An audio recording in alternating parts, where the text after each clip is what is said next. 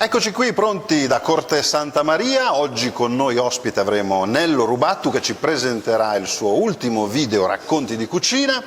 Poi avremo un'intervista di Ico Ribichesu a Sergio Milia, vincitore del premio Arciere d'Oro 2020, la nostra consueta rubrica i Cars per le offerte delle auto usate, le migliori auto di Sassari. Insomma, tanta carne al fuoco, noi siamo pronti, ci vediamo tra un minutino e poco più.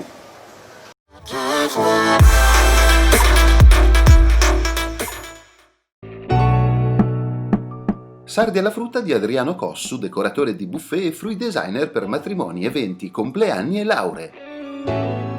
Non perdere l'occasione di fare di un semplice buffet il tuo evento speciale.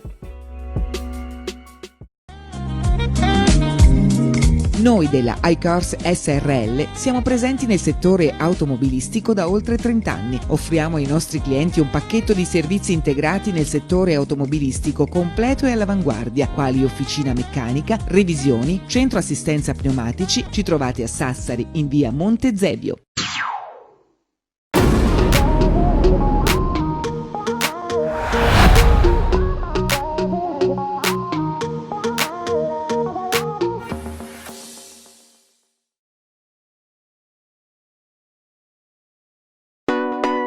Galleria commerciale Corte Santa Maria. Tanti negozi esclusivi, un superstore Cobec e un ampio parcheggio nel cuore di Sassari. La Galleria commerciale Corte Santa Maria è a Sassari in via Copino.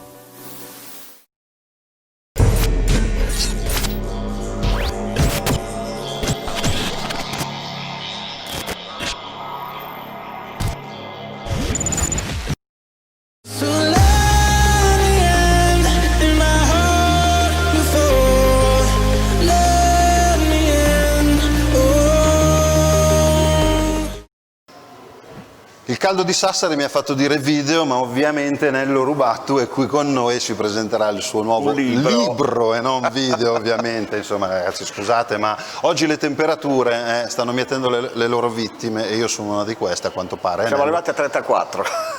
Infatti. Benvenuto Nello, benvenuto qui a Giovedì a Corte, nel nostro salottino. Ecco qua il libro Racconti di cucina, vediamo se riesco, ecco qua la copertina, a farla vedere. Allora, nel periodo, nel momento del cibo che si ordina con le app, tu esci con questo libro che sa di una quotidianità lontana. Direi proprio di sì, certo. Come mai questa scelta? Perché tu sei fatto così. No, ovviamente. Intanto penso che sia sempre meglio farselo da soli il proprio mangiare, insomma, è sempre meglio perché comunque sai quello che ci metti dentro, non perché quelli che fanno i servizi di catering sono dei delinquenti in genere, però insomma ognuno ha le sue particolarità. Io per esempio sono diabetico, tanto per dire, ecco. E quindi per esempio devo capire quanto olio, quante altre robe faccio, per cui alla fine uno si abitua a fare l'olio che metto io, per esempio, quando ci sono dei miei amici che vengono a casa a mangiare, dicono: ma come ci metti soltanto quello? Beh, solo quello perché di più non ne posso mettere. Però devo mangiare bene, perché basta fare poi bene i cibi, trattarli bene, che poi alla fine il risultato è buono lo stesso. Infatti, diabetico, qua ci sono un po' di zuccheri con questa anguria di Adriano Cossu. Meravigliosa, loro me l'hanno regalata. Adesso non Adriano Cossu di Sardi alla frutta, però è un omaggio bella. per Anzi, Nello Rubattu. Guardatela e cercate, come si chiama, di andare da lui a... Sì, c'è la pagina Facebook, Facebook di Adriano. Perché è veramente bravo, e al di là di qualsiasi altra roba è veramente bravo. Quindi da un artista all'altro, Nello Rubattu. No, niente, oggi è così. Se si può alzare un pochino l'aria condizionata, che magari ci ripigliamo un po', più che altro io, perché tu sei tranquillissimo. Allora, andiamo a parlare di questo Racconti di cucina, perché questo non è un libro di ricette assolutamente, ma è un libro che racconta una storia, la storia delle ricette, ma dei piatti tipici di Sassari di un tempo, no? Quindi anche di adesso. Anche di adesso, quindi da allora fino ad adesso. Anche perché le cucine poi, a differenza di tante altre parti degli esseri umani, sono quelle che cambiano molto di meno. Cioè noi mangiamo, non ce ne accorgiamo, dei cibi che possono avere anche 1000 anni, ma non sappiamo che hanno 1000 anni, perché le stiamo mangiando adesso. Perché per esempio se uno mi dovesse dire cos'è la corattella, da quanto tempo esiste la corattella? L'hanno inventata oggi? Sì. No, c'ha 2, 3.000, 4.000 anni, perché era uno dei modi più normali per utilizzare insomma anche le parti meno importanti di un animale. Assolutamente, assolutamente. E questo nella cucina è la cosa più tipica, la cosa più classica che possa capitare. Però, ecco, la cosa bella di questo libro è che tu unisci queste ricette a storie di vita quotidiana. Sì, perché in realtà quello che succede è che il cibo che cos'è? Sono dei racconti. Sì, sono dei racconti.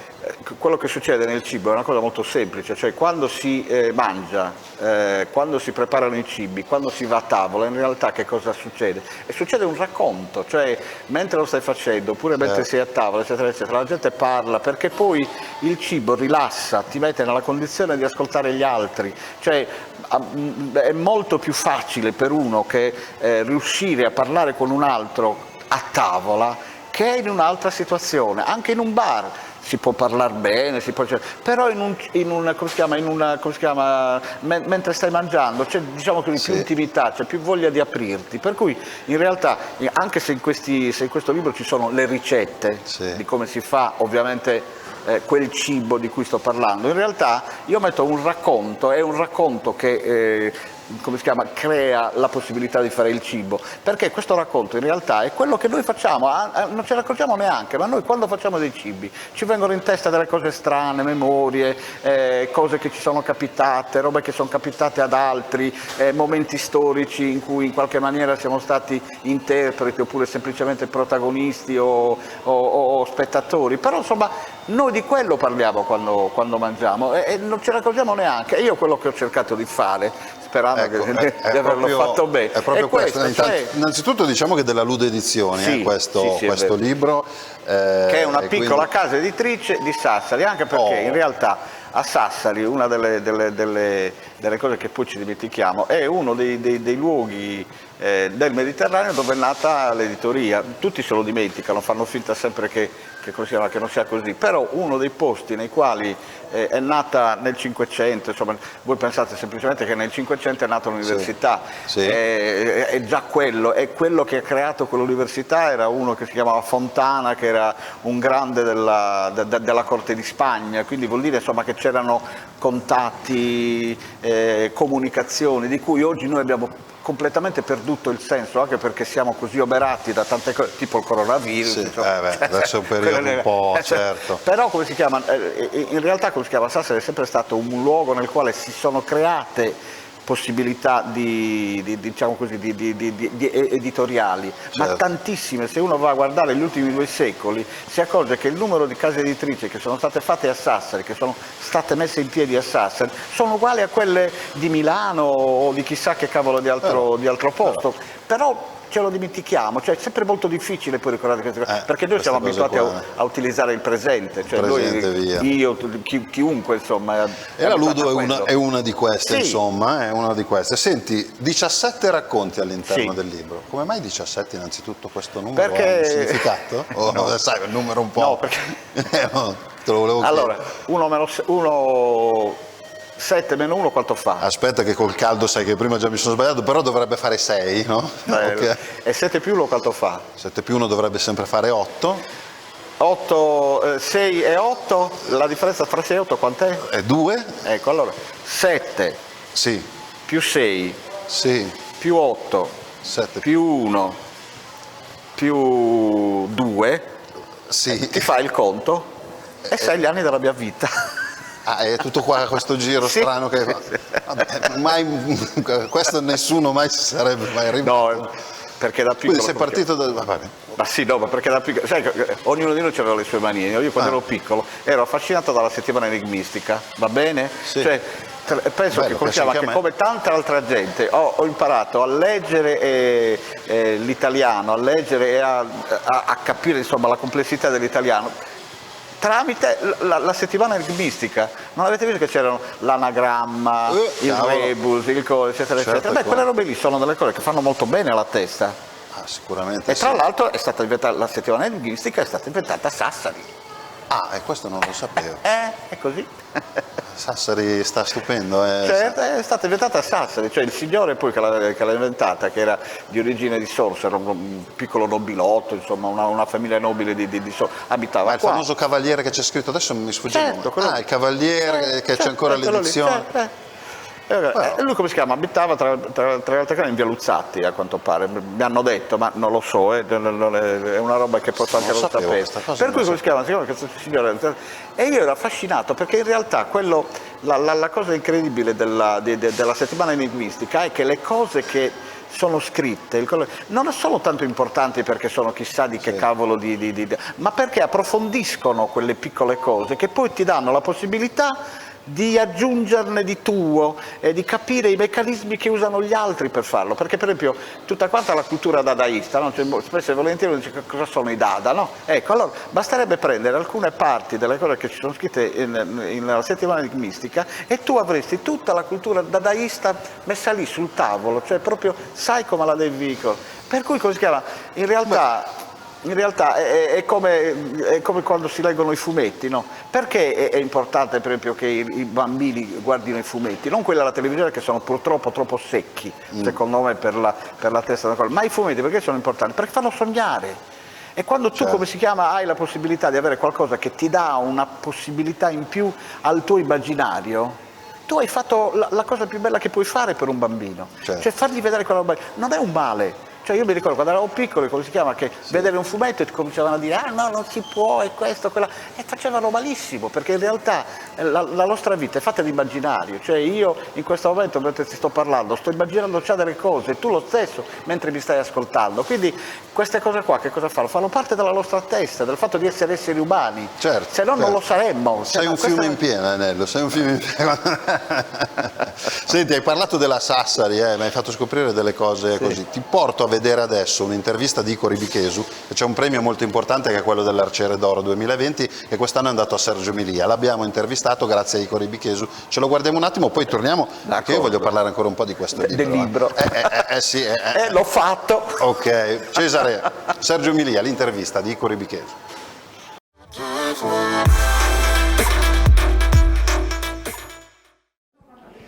L'Arciere d'Oro 2020, mamma mia, quante volte lo abbiamo visto protagonista sul parquet, quante volte l'abbiamo visto protagonista fra i banchi della politica regionale, però è rimasto sempre il Sergio Milia che noi conosciamo, fortemente legato alla nostra città, e credo che questo premio sia davvero un qualcosa di molto gratificante per chi in silenzio, a fari spenti, ha sempre lavorato in favore della nostra comunità. Sergio Milia. Io innanzitutto ti ringrazio per quello che hai detto in premessa e nella domanda. Credo che il mio impegno, al di là dell'attività sportiva a tutto campo che ho svolto, è stato sempre un impegno sociale nei confronti non solo dello sport ma di questo nostro territorio e di questa città. Quando ho avuto la possibilità in tanti anni di politica è capitato di dare segnali forti al territorio e a Sassari città, l'abbiamo data con l'assessorato allo sport, alla cultura, allo spettacolo, e credo che ci siano tanti testimoni di questa attività. Magari, come hai detto tu, a fari spenti, perché io non ho mai amato sbandierare quello che è stato fatto, ma quando uno va a guardare gli atti credo che questo premio lo testimoni, e sono contentissimo e ringrazio il Panathlon che veramente mi ha gratificato di questa grande soddisfazione. In chiusura un pensiero, un saluto a quel tuo grande papà. Ma inutile, siamo cresciuti assieme sportivamente e anche politicamente, perché è stato non solo vicino a me in tutta la mia attività, ma anche prodigo di consigli, non solo sotto il profilo politico ma anche sotto il profilo professionale. È mancato da un anno, lo ricordiamo e lo ricordano tutti con grande affetto, ha lasciato un segno credo importante in questa città e quindi credo che questo premio sia anche molto merito suo.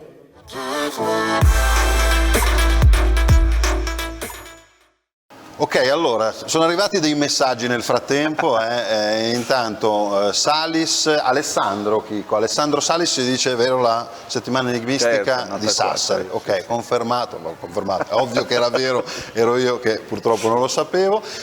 Leonardo Nida, che forse più o meno lo conosci, dice di fare il bravo. Purtroppo. È l'editore della Lude Edizione? Sì.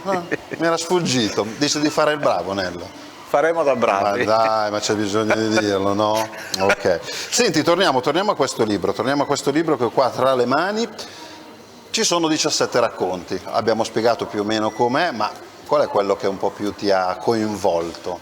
Perché qua si parla di una storia che tu hai vissuto, sì. Cioè sono aneddoti di cucina, con degli aneddoti che hai quanto, vissuto da bambino, da ragazzino, no? Come si dice? Ho fatto il minestrone, tra quante le storie che ho, le ho messe una dentro l'altra. È tutta la tua vita, no? Che c'è. Ma sì, certo. Qual è quella che un po' più Poi ti ha... bisogna sempre ricordare che quando si fa un libro, in realtà, chi fa il libro, in realtà sta facendo una grande operazione di autocoscienza, per cui scrive di se stesso, che lo si voglia o meno. Cioè che lo si voglia o meno è sempre sei sempre tu quello che scrivi, no? Non c'è poco da fare, insomma, per cui sono i tuoi ricordi. Quindi un ricordo di questi che ti ha proprio... Ma senti, guarda, ci sono due racconti che a me piacciono moltissimo. A me proprio. Spiegali velocemente. Proprio a me. Uno poi... si chiama Granelli.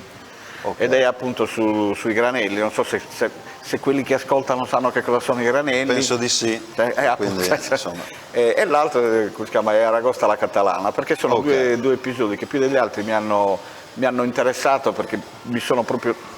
li ho visti arrivare, li ho visti capitare, non proprio come sono scritti ovviamente, ma l'anima dei racconti ci sono. Nel primo praticamente dicevano questa tipa che va da un'amica che gli dice: mio marito mi mette tante di quelle corna che mi sono rotto le scatole. E allora come si chiama? L'amica le dice: guarda, tu c'hai due possibilità, o le metti anche tu a lui dal momento che lui le ha messe a te, oppure a quel punto come si chiama gliela fai capire che la smetta. E l'unico modo che c'è per farla capire è quello come si chiama di preparare i granelli come ti dico io, e gli dice appunto tutta la ricetta di questi benedetti granelli. Lui a un certo punto arriva la sera, gli fa una bella cenetta con frutta, verdura, vino, eccetera, e gli dice: questi qua sono il piatto, questo si va a mangiare, e dice: ma sono buoni, cos'è vitello, coniglio, eccetera. Quello se lo guarda e gli dice: sono coglioni di porco. Bene. Se non l'hai capito. Perfetto, chiarissimo, fantastico. Quindi questa è una delle storie che troviamo in racconti di cucina. Racconti di cucina. L'altra invece è quella della Catalana. Sì, no, quella della Catalana è semplicemente come si chiama, un amore. Quando ero piccolo, insomma, c'erano a Sassari, qualcuno di quelli che mi ascolta sicuramente alla mia età e sa che cos'erano i clubini. I clubini erano questi posti che facevano i giovani dove si incontravano tra di loro, e a uno di questi è capitata una bellissima ragazza a cui gli ha fatto una corte smisurata per anni e anni, e questa niente, non ne voleva sentire, come si chiama, lo prendeva in giro, lo faceva uscire, gli faceva spendere i suoi soldi, quella eccetera eccetera. Alla fine questo qua ha detto: va bene, io stasera ti porto a cena in uno dei ristoranti più famosi di Sassari, più importanti, eccetera. Questa l'ha portata a cena, le ha fatto persino un regalo, dopodiché se n'è alzato, gli ha stretto la mano e se n'è andato, e la cena e tutto il resto se l'ha pagata lei. Bene, ed era l'aragosta catalana, giusto? Quindi gli fa appunto con l'aragosta la catalana. Ovviamente una cena di un certo spessore. Bene, quindi ritroviamo tutti i racconti di cucina. Racconti di cucina lo troviamo dove? In libreria, su internet? In librerie. Librerie, sì, perfetto. Librerie quelle di Sassari almeno spero che siano tutte. Perfetto, perfettissimo. Ok, senti, mandiamo un attimino di pubblicità perché poi ho tante altre cose da dirti, perché tu sei scrittore sì, ma hai avuto anche una grande carriera da giornalista. Volevo un attimino punzeccarti. Ho avuto una delle tante carriere. Dai, ok, un po' di pubblicità e torniamo subito.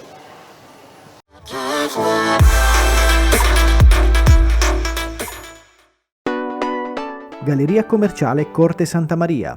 Tanti negozi esclusivi, un superstore Cobec e un ampio parcheggio nel cuore di Sassari. La Galleria commerciale Corte Santa Maria è a Sassari in via Copino. Sardi alla frutta di Adriano Cossu, decoratore di buffet e fruit designer per matrimoni, eventi, compleanni e lauree. Non perdere l'occasione di fare di un semplice buffet il tuo evento speciale. Noi della iCars SRL siamo presenti nel settore automobilistico da oltre 30 anni. Offriamo ai nostri clienti un pacchetto di servizi integrati nel settore automobilistico completo e all'avanguardia, quali officina meccanica, revisioni, centro assistenza pneumatici. Ci trovate a Sassari in via Monte Zevio.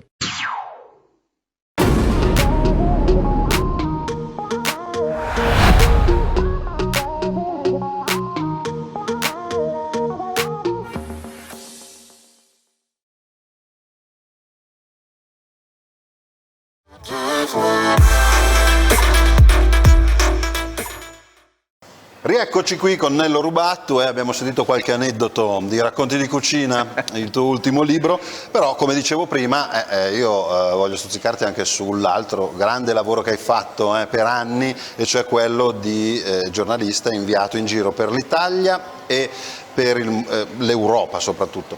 T'ho preparato una cosa, rimaniamo in ambito di cucina, t'ho preparato un menù dal primo al dolce, 3 foto che rappresentano dei piatti che tu ci racconterai perché sono collegati a delle città nelle quali tu sei stato. Cesare, se mandiamo la prima, partiamo dal primo. Queste qua sono tagliatelle con ragù alla bolognese. Da dove verrà mai il ragù alla bolognese? Da Bologna. Da Bologna. Il rapporto con questa città splendida? Sai qual era quel piatto lì? Dunque, allora io ho fatto l'università a Bologna, sì, e l'ho fatta sono andato lì nel 72, alla fine, quindi 73, insomma, perché si andava a novembre, quindi insomma e una delle prime cose che ovviamente i ragazzi insomma di quell'età insomma, fanno, cos'è? La sera escono, sì, e si andava appunto in quelle che erano le osterie. Allora certo, i piatti delle osterie erano 2, più c'erano i salami, i formaggi, ed era uno erano le tagliatelle e l'altro era la pasta e fagioli, non è che c'era molto da cogliere. E le tagliatelle fatte a Bologna in quel periodo non erano tagliatelle che venivano comprate chissà dove, venivano fatte, c'era proprio ragazzi, certo, la moglie dell'oste che faceva lei le tagliatelle, se non era la moglie era la fidanzata o una della famiglia, ma erano proprio lì, te le vedevi lì con questa benedetta cosa che ti facevano la sfoglia. Quindi questo è il tuo ricordo di Bologna? E mi ricordo come si chiama, che adesso tanto per fare invidia a molta gente, sì, no? Voi non sapete quante volte lo mangiate con Lucio Dalla, con Guccini, perché non perché quello io ero molto più come si chiama, più dentro degli altri, ma perché anche loro frequentavano come me quei posti, quindi non avevo necessità di dover dire quello è Guccini. Vita d'artisti a Bologna. Sì, lo chiamavo Francesco e lui si girava, oppure Lucio. Quindi ti ricorda più l'università, questa città? La prima cosa che ti ha ricordato è quello legata a quel piatto? Mi ricordo l'università e, come si chiama, i genitori di mia moglie, che lui era professore universitario, una grande testa matematica di quelle con cattedra, con coso, eccetera, che è stato rettore, e lui, come si chiama, il sabato con la moglie facevano le tagliatelle. Ma dico adesso tutti, era regolare, ogni settimana facevano le tagliatelle. Viva le tagliatelle. La seconda foto, ti presento il secondo. Qua mi sa che tu ti sposti da Bologna, vai in un'altra grande città importante italiana, e qua sei più legato a un ambito più lavorativo, perché già qua facevi il giornalista. Certo. Cesare, se riusciamo a mandare il secondo, eccolo qua, questa è una cotoletta alla milanese, che ricordo ovviamente. Allora, io Milano l'ho frequentata in 2 momenti diversi. Del 75 ero ancora studente, diciamo così, e poi molti anni dopo, diciamo 15 anni dopo. Nel 75 c'aveva un lavoro che ogni volta che lo dico, tutti quanti dicono no, non è possibile, invece sì, è possibile, perché io lavoravo alla Scala. Mi sono fatto 7 mesi alla Scala, sì, come si chiama? Abitavo in Corso Garibaldi, sì, in una casa di quelle di ringhiera, perché comunque tipiche case milanesi, tipica casa con le case di ringhiera, certo. E vicino c'era una vineria, una fiaschetteria che era molto famosa, adesso non so neanche, non mi ricordo più come si chiamava, proprio era lì vicino, cioè proprio c'era Corso Garibaldi 91, poi facevi 2 passi e trovavi questa fiaschetteria che era frequentata da tutti quanti quelli, insomma, che in qualche maniera avevano il gusto del vino, certo, eccetera, eccetera. E lì vicino, tra l'altro, c'era una piccola trattoria. E questi che cosa facevano? Tu entravi lì, la prima cosa che ti dicevano: scusi, che cosa ci avete voi qua? da mangiare? Ah, beh, la cotoletta se vuole. Quello è ovvio, no? La cotoletta e poi un Barbera. Comunque Barbera bisogna dire una cosa, mettiamo. che Milano secondo me, in quegli anni lì, ma anche adesso secondo me, è una delle migliori città d'Europa nella confezione dei panini. Un panino di Milano si vale un pasto. Perché sono fatti davvero bene e tra l'altro sembra assurdo, ha detto così perché come al solito tutti pensano sempre ai milanesi come gente che sta lì sempre dietro il sud, in realtà li fanno bene e li fanno con amore perché sanno gestire i sapori dentro. Bene, No, bene. ma è la verità. La prossima volta che salgo a Milano mi mangerò un panino, guarderò queste cose, benissimo. Cesare, andiamo con l'ultima foto, qua presentiamo il dolce, qua si esce dall'Italia perché un tuo periodo l'hai fatto dove fanno queste cose qua. Che cosa sono queste cose? Le waffle. Questo è il waffle tipico di Bruxelles. Anche a Bruxelles, quindi... Bruxelles ci sono stato veramente tanto, una ventina d'anni. 20 anni. Sì, 20 anni. Parlo benissimo il francese. Come perché inviato, uno, anche se non vuole lo impara lo stesso. Insomma. Lì come inviato? No, facevo il corrispondente per case editoriali, case editrici, insomma, che avevano soprattutto settimanali. L'ho fatto per Terrevita della Calderini, che c'era tutta una serie di robe legate all'agricoltura, e poi per la Maggioli, che è una grossissima, cioè pochi la conoscono, ma in realtà è una delle più grandi aziende editoriali che abbiamo in Italia, perché loro fanno tutta quanta l'editoria che è legata all'amministrazione pubblica e praticamente la cosa. Dopodiché vabbè, avevo le solite corrispondenze con amici miei, tempo economico, roba di questo genere, insomma, che siccome ero lì ogni tanto mi dicevano senti vai a farmi questa benedetta intervista, e posso dire che quando mi chiamavano spesso perché pensavano che io conoscessi tutti. In realtà io non conoscevo nessuno, soltanto che come si chiama, un olandese, un belga, un danese, un francese.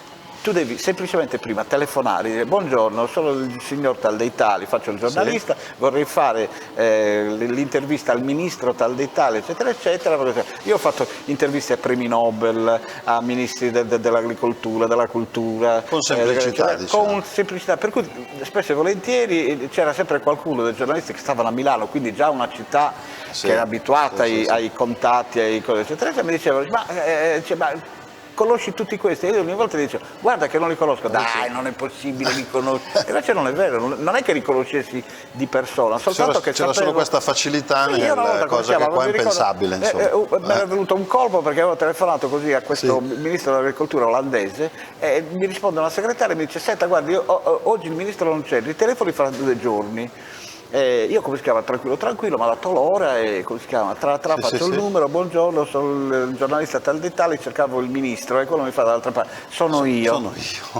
Sono rimasto con il telefono così però non ci credevo, cioè così di colpo, ma io mica, figurati lui stava in Olanda, io stavo a Bruxelles, quindi come diavolo facevo anche ancora, per cui insomma queste robe qua, i waffle comunque sono la cosa che tutti quanti i miei parenti quando sono venuti ogni volta dicevo sempre adesso andiamo a prenderci un waffle perché lì sulla piazza, intorno alla piazza ci sono questi locali e questi qua, pensavano che fosse un dolcino così normale, si vedevano arrivare questi monumenti e si spaventavano. Fantastico Nello. Senti, io devo ancora coinvolgerti in un paio di cose, ma adesso voglio lanciare la nostra rubrica sulle auto usate di e-cars e poi torniamo subito qui perché ci sono altri progetti molto interessanti che hai fatto e stai facendo tuttora. Allora, i cars e poi subito qua ancora con Nello Rubato.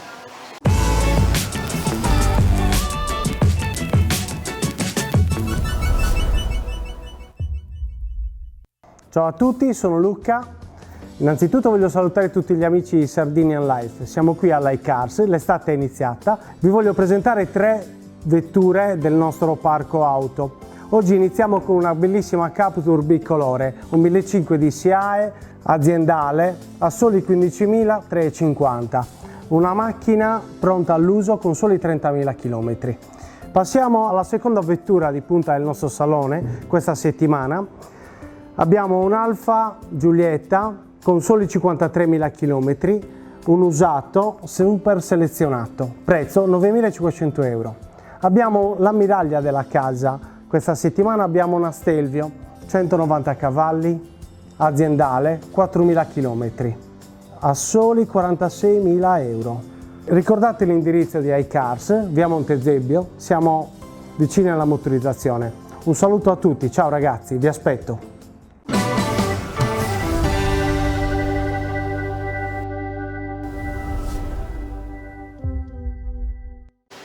Allora Nello, il tempo sta volando tra il tuo libro, i tuoi racconti del tuo passato e tutto, però c'è qualcosa anche del presente che sta andando alla grande. Ti faccio un nome di un paese, Asuni. Tu hai fatto e tuttora coltivi queste due grandi cose. Allora c'è il museo il MEA, che è il Museo Centro Documentazione sulle Culture Migranti. Questo con la tua Onlus, se non sbaglio, che è su di Sterru, ho detto giusto? Come si chiama? Sì, Onlus, sì. L'hai creato tu, insomma? Sì, l'abbiamo creato, no, mica da solo, con degli altri, diciamo così, però ovviamente ero molto interessato a metterla in piedi, perché poi sono quelle cose che mi interessano. Quando ero in Belgio ho fatto 3 libri sulle migrazioni. Qua abbiamo delle immagini del museo, questo era per una mostra, se non sbaglio, un video che abbiamo preso, un'inaugurazione di una mostra. Questo è il sindaco, quello con la barbetta è il sindaco. Perfetto, quindi deve essere la mostra di un artista poi forse si vede, eccole qua le sue opere. Quindi ci sono diverse mostre ospita questo museo. Quindi... Quello lì, tra l'altro, anche quello lì è uno dei tanti sardi che sono andati fuori per tutta quanta la vita. Lui ha lavorato il sindaco? No, il sardo, quello della mostra, insomma, l'artista. Ha lavorato per tutta quanta la vita nel mondo del cinema, ma con i grandi, cioè proprio di quelli, insomma. Dopodiché, dopo è arrivata a una certa età, un po' come succede spesso con quelli che stanno molto fuori, dice me ne ritorno. Basta, e torni qua. Mentre poi un'altra cosa da Asuni è il festival Terre di Confine Film Festival. Questo è un festival molto importante. È un festival che noi abbiamo progettato per conoscere le realtà, in realtà, che sono un po' diciamo così marginali nel circuito cinematografico. È chiaro, non si tratta né di Hollywood, ecco la pagina Facebook, né di Cannes, né di cose di questo genere, ma tutte quante quelle cinematografie che sono delle egregie cinematografie. Non è che lo dico tanto per dire la cosa, ma perché poi la verità è così, cioè uno non se lo dimentica, ma Kusturica è nato in un piccolo paesino della Serbia. Cioè, e tra l'altro lì in Serbia ha fatto, eccolo lì che stavo facendo. Infatti ci sei tu in qualche cortometraggio, lungometraggio questo che hai fatto nel festival, quindi anche attore. Sì, è attore. Poi mi sembra che sei un vescovo un po' particolare. Un po' particolare, certo. Però sto dicendo, il museo c'ha proprio questa il nostro problema non è quello di far vedere l'immigrazione per quello che è dal punto di vista economico, nel senso che il problema non è tanto la migrazione di quello che con la valigia parte da un posto e va in un altro, ma quanto invece, quanto la cultura dell'immigrazione, quanto l'emigrazione produca cultura. Cioè noi ci dimentichiamo sempre che se noi mangiamo spianate, no? Tanto per dire, no? E ci dimentichiamo che le spianate, se uno va in Libano, eccetera, eccetera, trova le spianate, il che vuol dire che quel storia circolo, del couscous, che piatto è il couscous? È un piatto mediterraneo incredibile. Come si chiama? Tutte quante queste robe qua sono prodotti dalla migrazione. Noi ce lo dimentichiamo, noi abbiamo le camicie con il colletto, mica per sbaglio, cioè tutto quanto quello che noi facciamo è un prodotto di cultura, cioè di cultura migrante, di migrazione culturale. Come si chiama? Il giubbotto, i pantaloni, qualsiasi cosa che noi abbiamo, anche il modo con il quale noi creiamo una stanza è un fatto di cultura, cioè non è che quelle distanze sono sbagliate. Per esempio le distanze del Mediterraneo sono, io che ho fatto prossemica, no? Lo dico per fare la parte dell'intelligenza, sono 4x4, no? Questa è la stanza, diciamo così, tipica, dopodiché può essere 4,5 per 3,5, oppure può essere 3,5 per... però è sempre un multiplo o un dividendo di quella roba lì. Per i popoli del nord invece quel 4x4 diventa 3x3 e uno dice perché è diventato 3x3? semplicemente perché lì c'è più freddo e quindi hanno bisogno di robe molto più piccole, come se uno va a guardare una casa medievale si accorgerà che, del nord, si accorgerà che la gente stava in cubicoli che erano come degli armadi, i nostri armadi a muro, no? Tu aprivi e c'era questo letto ed era tra l'altro un letto che, a differenza di come uno può pensare uno del nord, che sono lunghi 2 metri, questi letti sono 1,50 m, perché? Perché si poggiavano con la spalla. Dice, perché si poggiavano con la spalla? Perché poggiandosi con la spalla avevano meno problemi di freddo, perché in realtà il rilasso totale aumenta per cui tutte queste cose qua sono cose che si chiama, che sono cultura della migrazione, certo. Noi ce lo dimentichiamo ed è così per gli strumenti musicali, per i piatti. E ad Asuni si può trovare il succo di questo nel museo. Stiamo cercando di fare questo. Si cerca, benissimo. Senti Nello, io starei ancora con te a parlare veramente per ore, ma il nostro tempo ormai siamo agli sgoccioli nella nostra mezz'oretta del nostro programma. Voglio ricordare ancora una volta, ecco. Racconti di cucina, eccolo qua, Cesare, eccolo qua il libro, lo troviamo in tutte le librerie. Compratelo. In tutte le librerie a Sassari sicuramente. Grazie veramente Nello per essere stato qui con noi oggi. Amici, io ringrazio Cesare Donati alla regia e Chico Pio alle telecamere. Vi ricordo, per qualsiasi informazione, il nostro sito è www.sardinianlife.it, la nostra pagina Facebook Sardinian Life, potete anche contattarci lì o rivedere le puntate di Giovedì a Corte, sia sul sito che sulla pagina Facebook. Noi ci vediamo giovedì prossimo, a giovedì allora. Ciao Nello, grazie ancora. Ciao.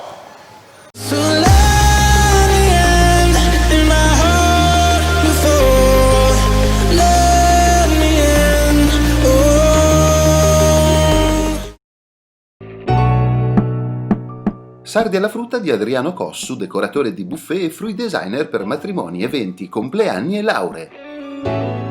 Non perdere l'occasione di fare di un semplice buffet il tuo evento speciale.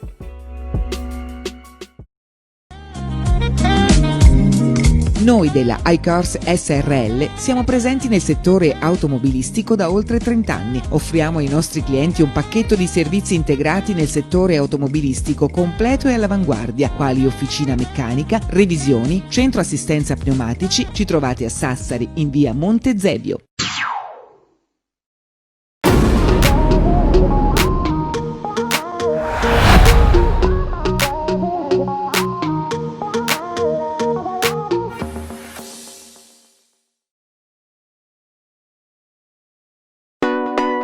Galleria commerciale Corte Santa Maria. Tanti negozi esclusivi, un superstore Kobek e un ampio parcheggio nel cuore di Sassari.